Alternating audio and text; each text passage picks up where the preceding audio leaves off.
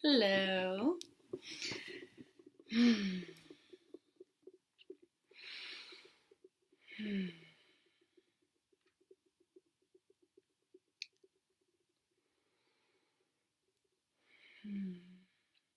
So, today I am feeling called to touch on the topic of sexual trauma, my experiences with sexual trauma, and my healing journey with it, along with the perspective I now sit in regarding my experiences.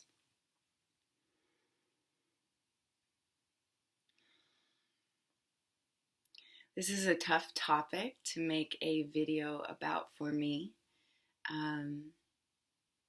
I feel extremely vulnerable. My heart feels like it wants to jump out of my skin. I feel very uncomfortable. I feel those thoughts of I need to be silent. I feel those emotions of shame, of guilt. I'm really feeling and hearing the voice repeating, what if people judge me? What if people think less of me? What if my voice isn't heard? What if people think it was my fault? And although I know these beliefs to be untrue, it doesn't stop them from playing in my head. What I've learned is because this is part of my journey, part of my healing process, I know that these thoughts are going to continue to be triggered when I voice my truth regarding this topic.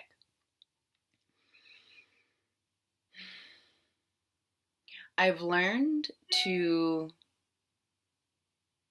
listen to this voice, to listen to the pain, to listen to the shame, to listen to the guilt.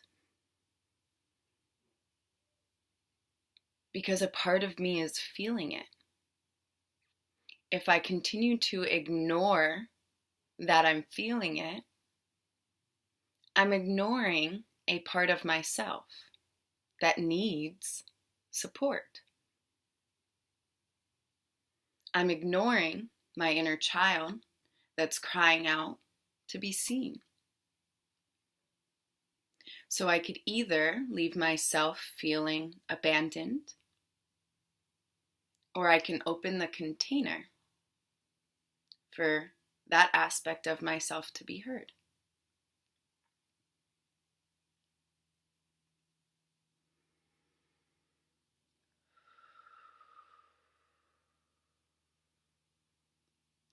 I want to start this video by talking about how sensitive the topic of sexual trauma is.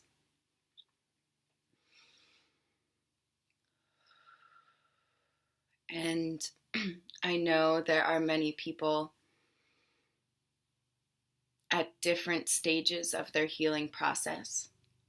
And I want to honor wherever you are at in your process.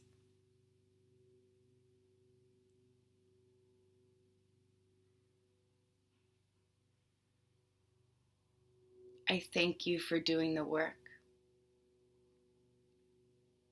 I thank you for the courage it takes.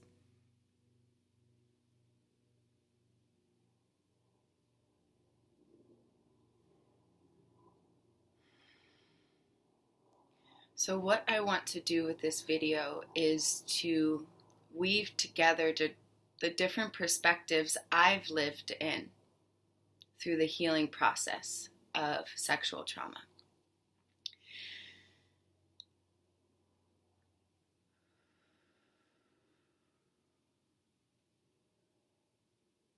Gonna light some sage. I'm feeling a little heavy right now. I feel like I need to add in a little laughter right now because I feel so serious. And I know this is a serious topic, but sometimes just a little laughter helps remind me that, oh, I'm not living in that experience anymore. I'm here. I'm okay. I'm safe. I have a different awareness. I have different beliefs.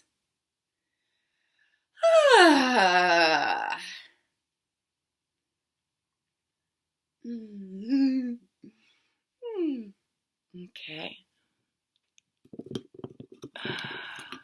All right. I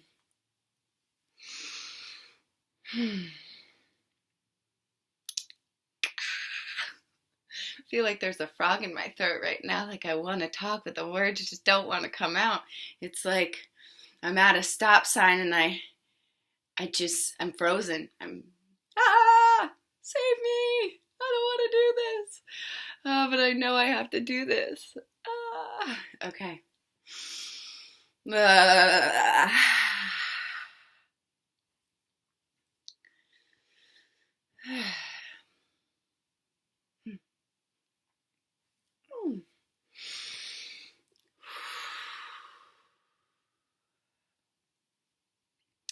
Okay, so the stages of perspectives.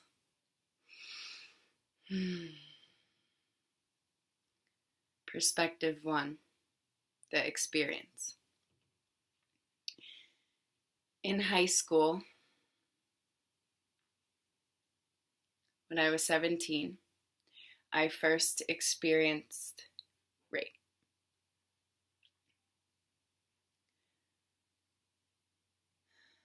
I was at a party. I drank a little too much, smoked a little weed, which then made me feel nauseous. I got the spins, and then I started throwing up. And after my friends had put me to sleep,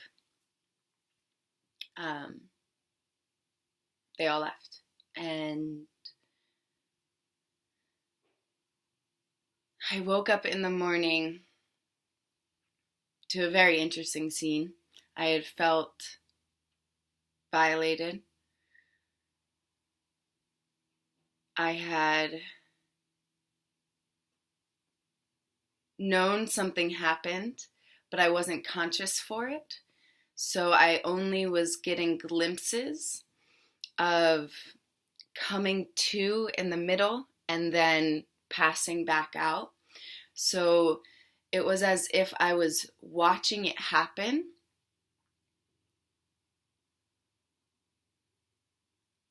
above it. So trying to come up with the right words right now, but I'm feeling extremely vulnerable sharing this. So I felt that my soul had left my body and was watching what was happening to me. But I wasn't conscious.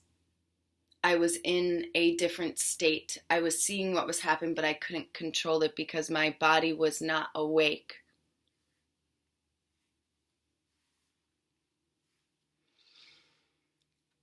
So this knowing that it happened, these visions and these memories that would come to me, made me feel disgusted with myself, made me feel like I deserved it, made me feel like I was worthless. I was a piece of meat. I was just something that you can use while I'm asleep.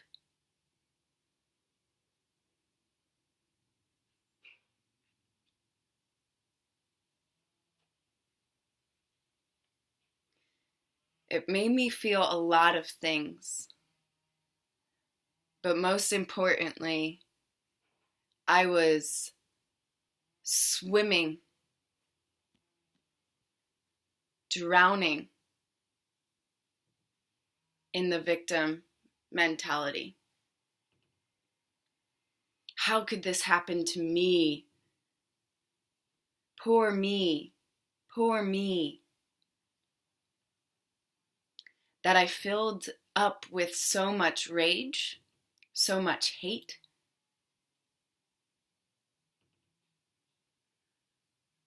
that I didn't know what to do. I couldn't tell anyone because I didn't want anyone else to think this of me. I didn't want other people to validate the beliefs that were already playing in my head. So I kept it quiet. Didn't tell anyone.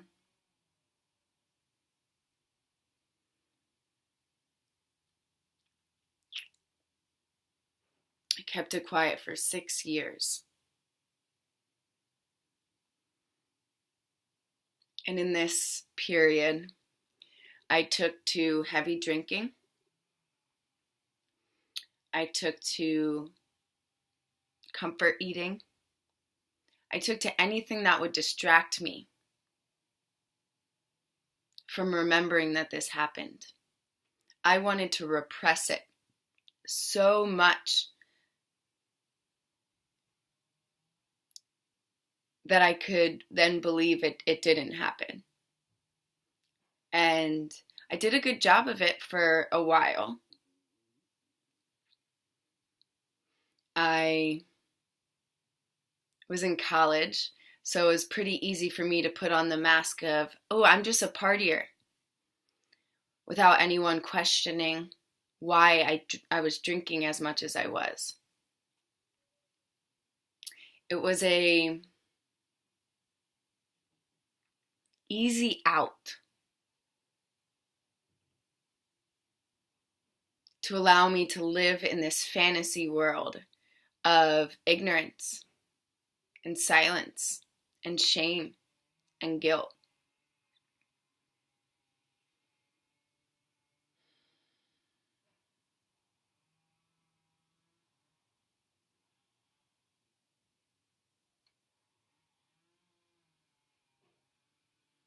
What I didn't realize was that I was destroying myself.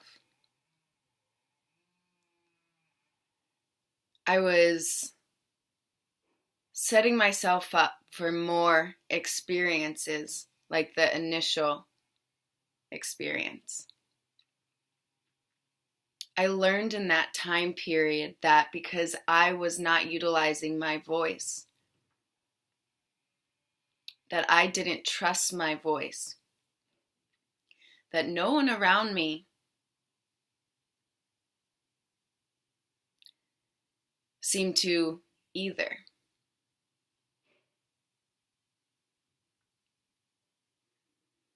Men didn't take my no's as real no's.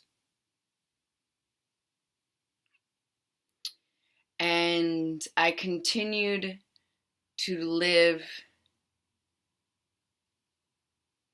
in this space, in this cycle of trauma, victim, shame, guilt. Trauma, victim, shame, guilt. Yeah, not the easiest place to be in, to constantly feel like you're in battle with yourself, to constantly feel like you're in battle with the thoughts in your head, to constantly feel like you're hiding and you can't really be who you truly are because you're afraid to talk about what happened to you. This perspective was extremely limited. This perspective was pure fear. This perspective isolated me. This perspective triggered addiction. This perspective was created by me.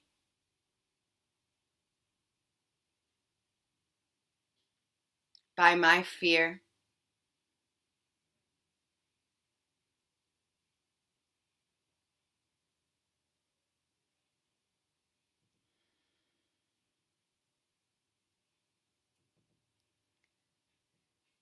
And it took a long time for me to break this perspective. It took until I drunkenly stumbled into a seminar for rape survivors. And the girl that was speaking had a very similar story to me. And in that moment, I couldn't hide it from myself anymore. I couldn't hide it from everyone around me. I just started hysterically crying. I lost control of everything that I had built up to protect myself. My walls were crumbling down and I didn't know how to handle it. I luckily had an amazing friend at the time that noticed something was wrong and followed me as I ran away. And that was the first person that I had ever admitted to that something happened. And this changed my perspective. I was able to voice it. I was able to admit to myself that something had happened, that I had felt violated, that I had been taken advantage of repeatedly, and that I continued this process and this cycle because I was afraid to speak up. But now I told someone. My voice was activated. So here comes perspective 2.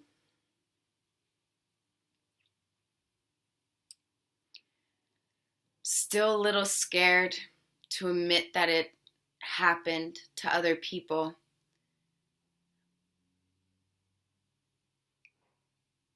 But I had told some people.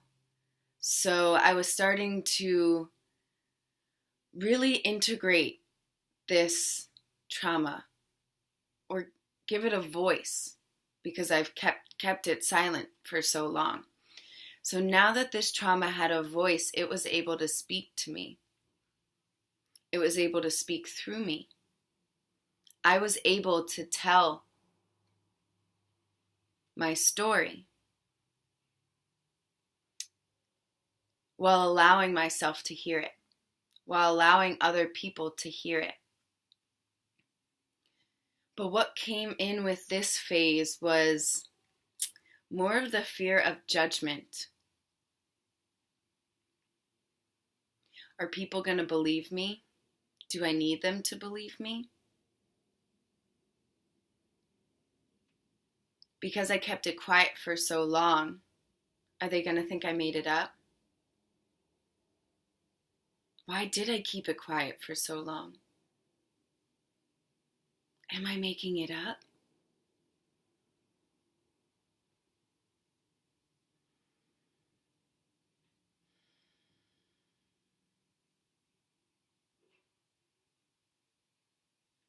This phase lasted 2 years of learning how to discern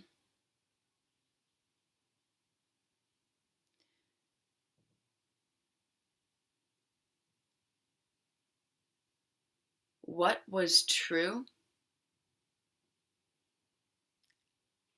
and what I made up.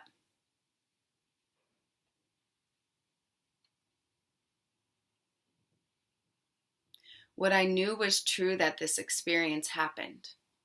What I knew wasn't true were the assumptions that I was making regarding how people were going to react when I told them, how people were going to look at me when I told them. I didn't want people to look at me and say, poor me, because that only validated my first perspective of being a victim, and I didn't want to sit in that anymore. I sat in it for 6 years and it was extremely uncomfortable and unhealthy to be in. So as I put on this new perspective, the second perspective, I was learning how to discern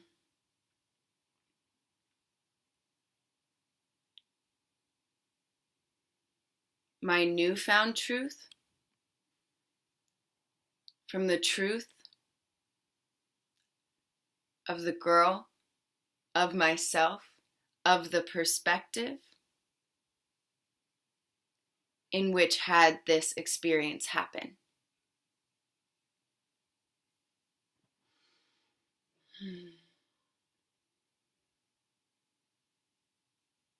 This was still a difficult stage. I still was turning to alcohol, food, as a means to distract myself from the intensity of the shame and guilt that I was experiencing.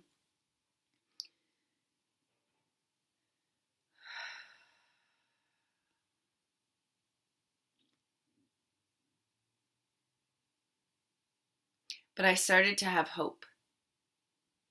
I started to believe in myself. That if I could talk about what happened to me, if I could believe myself,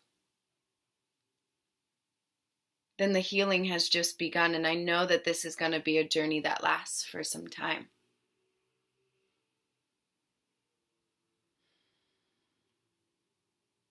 So whereas perspective 1 was pure victim, perspective 2 was confusion and hope.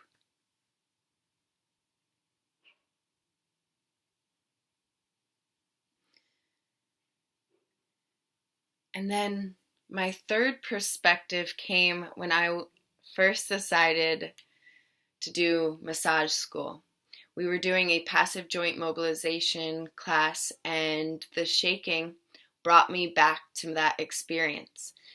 And it shook out a lot of these repressed memories that I didn't want to face. And now, because I had hope, I was willing to face them. So what I did was I walked out of class. I allowed myself to experience the intensity of the grief, the shame, and the guilt, and I just let myself hysterically cry. And in doing this, I felt like a weight had been lifted from my heart. My teacher came outside and asked me what was wrong. And I asked if I can share something that was tough for me to share. And I told her what had happened and that I think that this regressed me back to those memories. And she was now the 4th or the 5th person that I had told. And not only was I telling her, but I was having an emotional release while giving them a voice, giving my emotions a voice. And I was being received.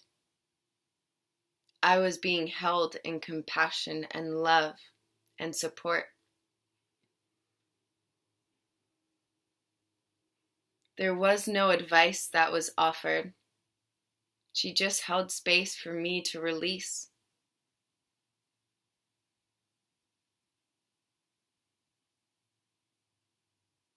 And that changed me. Big time.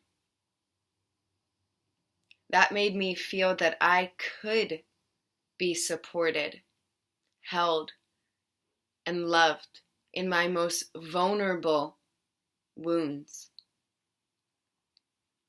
That someone can still love me, even though I felt disgusted by what had happened. So this perspective, my third perspective, still involves shame, guilt, and confusion, but now I have hope, compassion, and love. I got a taste of what that felt like. And I knew I could hold that for myself.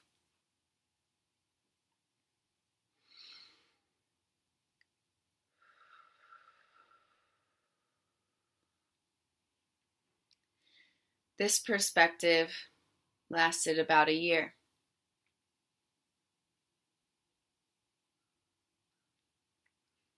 Until I felt the courage, the bravery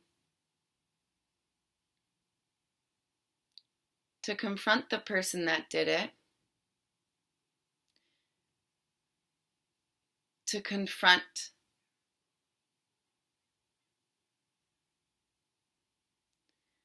my friends in high school who were there that didn't know it happened, to tell my family,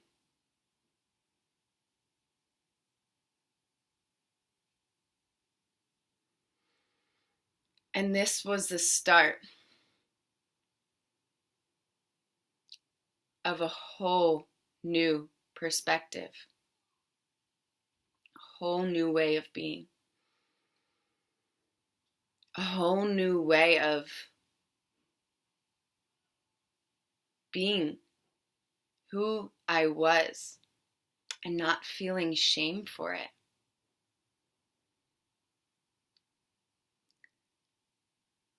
By sharing this experience with those who meant the most to me and those who were there during that time, it was like I was going back and giving myself, my 17-year-old self, a voice to be seen, to be heard, to be honored.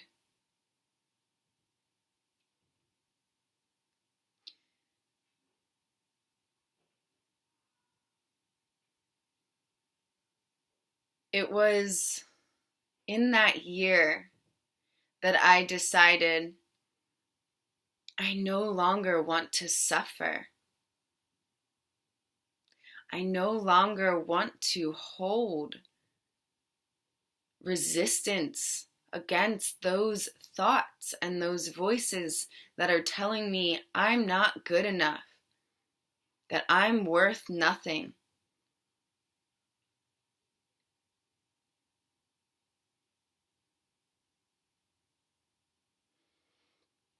It was time for me to hear them, but respond back.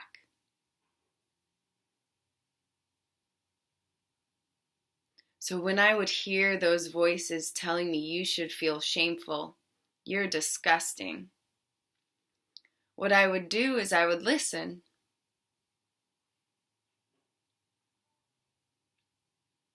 I would honor their perspective.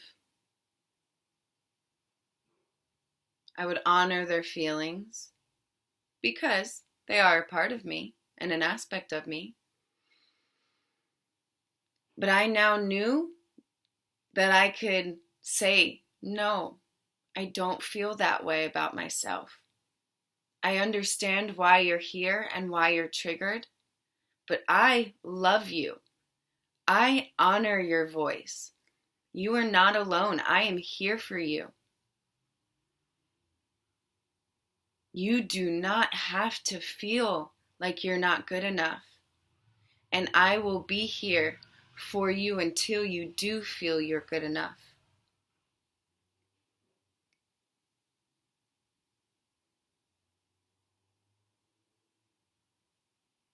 And it was with that perspective shift that more space opened in my heart for myself.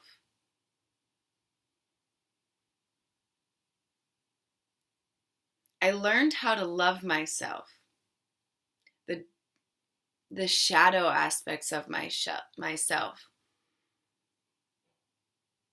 I learned how to let myself in and support myself rather than wanting to find that support outside of me, which I still ask for support outside of me, when I feel I need it, but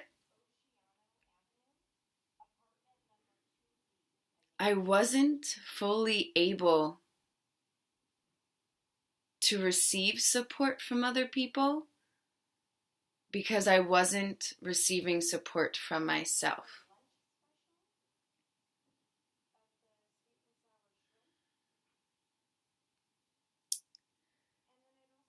And in this perspective, I learned how to receive love. I learned how to receive compassion. I learned how to receive truth, trust, faith.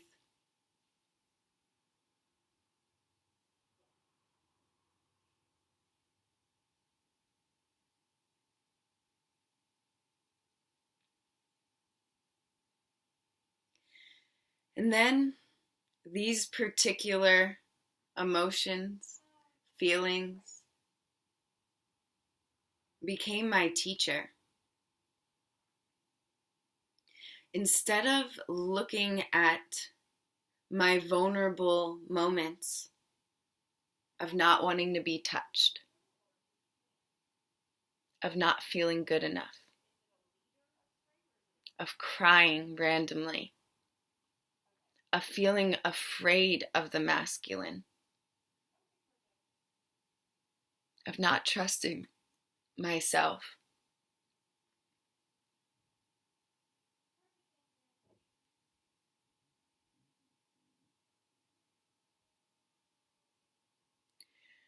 I realized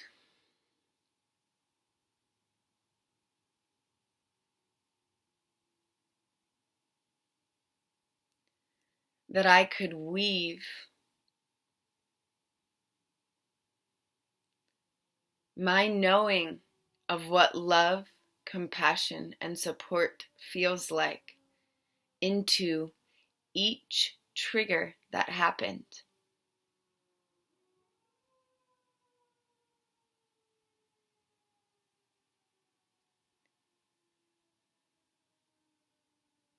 So I didn't have to feel so alone and cold and disconnected.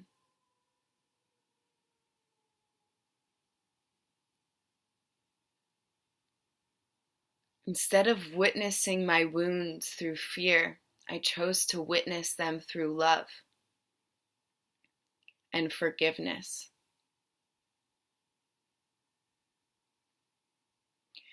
I chose to forgive myself for these feelings I had of abandoning myself. I had this belief that because I was intoxicated and passed out when this happened, that I fully abandoned myself, and because of that, this happened. And instead of supporting myself after it happening, I abandoned myself again by ignoring it and repressing it. So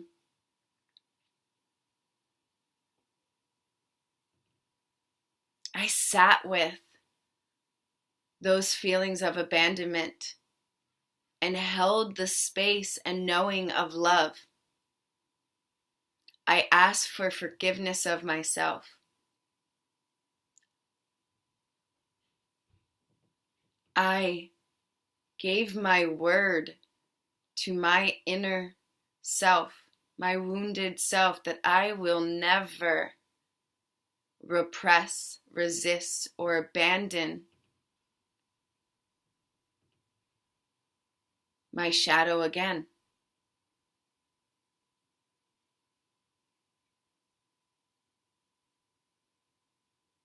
I learned that my essence,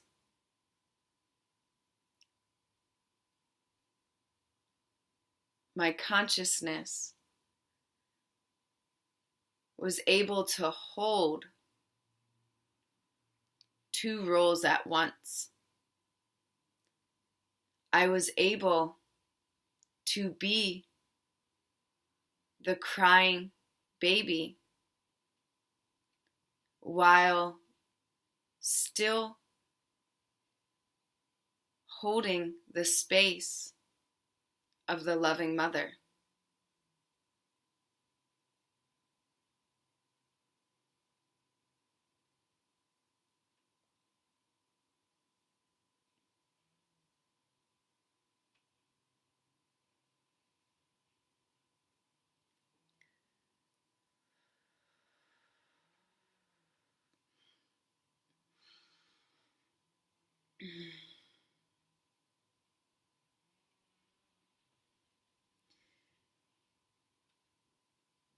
I know that the beliefs,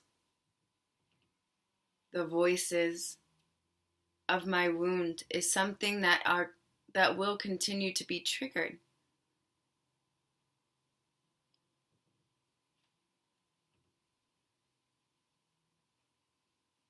But I now know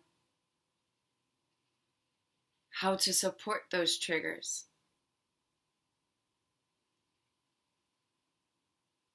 by allowing them to be heard, by communicating with them, by holding them.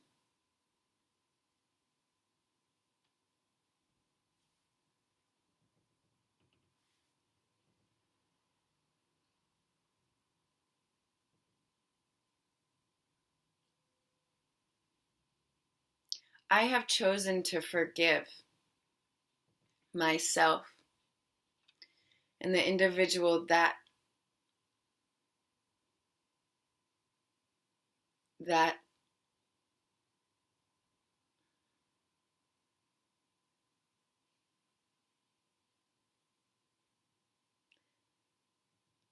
hurt me.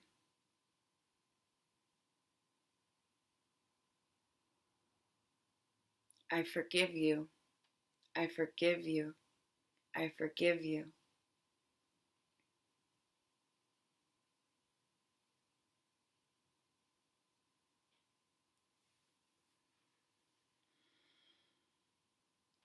I've learned to see this experience as an initiation,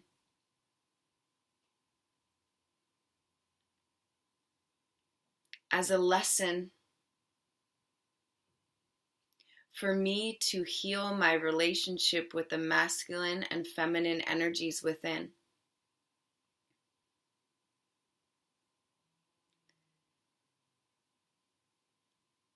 I have come to learn that this experience was initiation of speaking my truth, to allow myself to be seen, to be heard in both aspects of myself, my light or my shadow. I have learned that forgiveness does not mean I have to forgive or accept the actions of another being.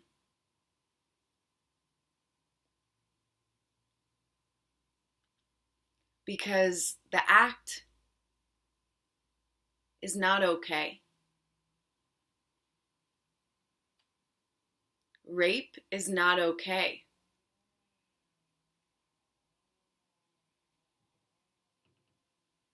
But I've learned that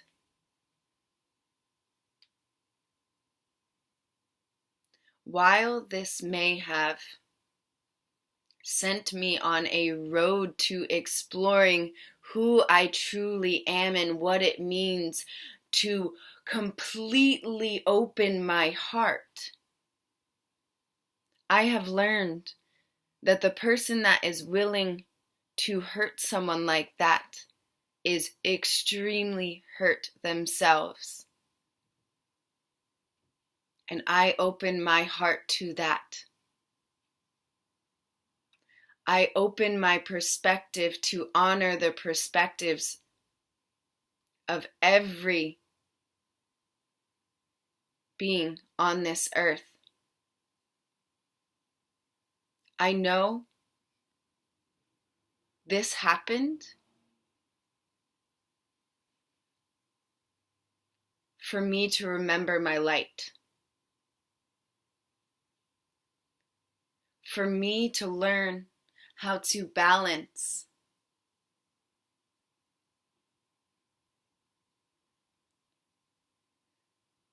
for me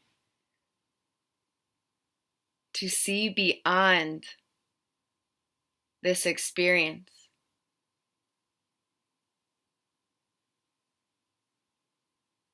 to see the larger perspective.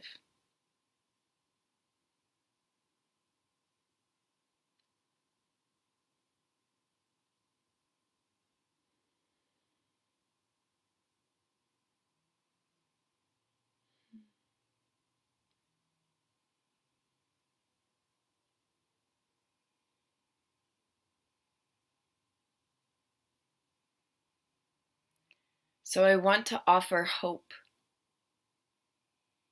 I want to offer courage. I want to offer love, compassion, and support for all of those who are on this journey of forgiveness, of healing, because you're a warrior.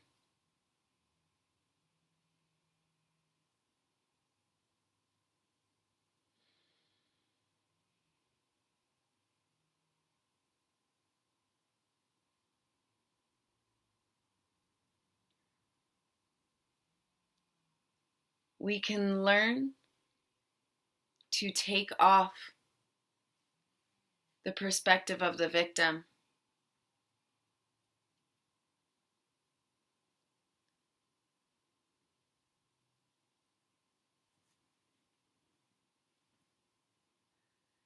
without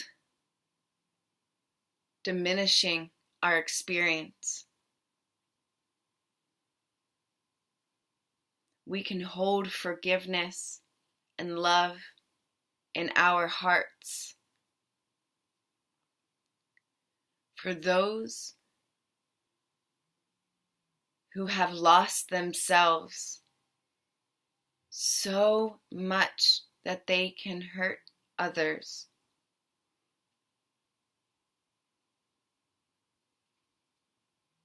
Without diminishing our experience.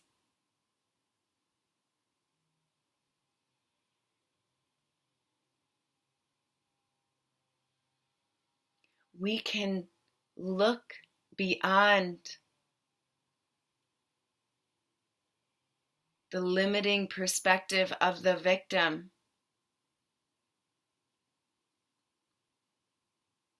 and see a larger picture. We can look beyond the experience and see the lessons without diminishing our experience. The one thing I have learned through this process that I am continuing to work through on a daily basis is because I silenced my voice for so long. There is fear that if I forgive, if I accept, if I look at the larger perspective, then my voice will be unheard, that I won't be seen. But that isn't true. I've found that that's actually the opposite. The more you share with yourself, accept yourself, forgive yourself,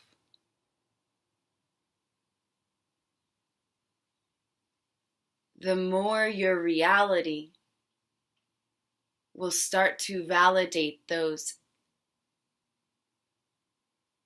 compassion, support, and love.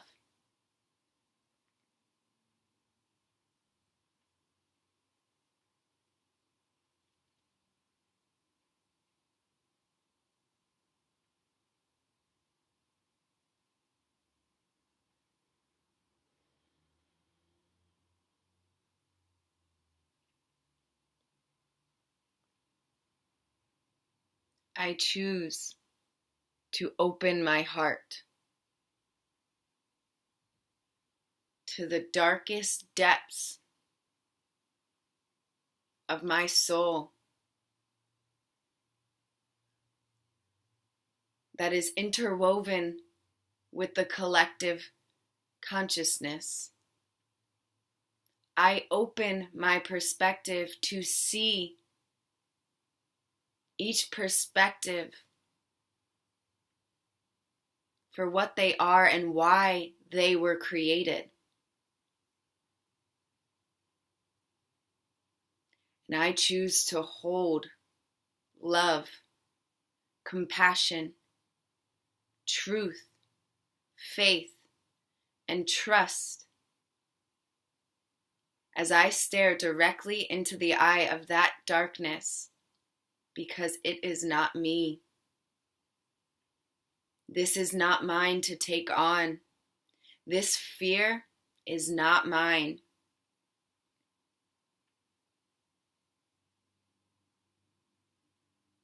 But I will hold my pillar of light strong,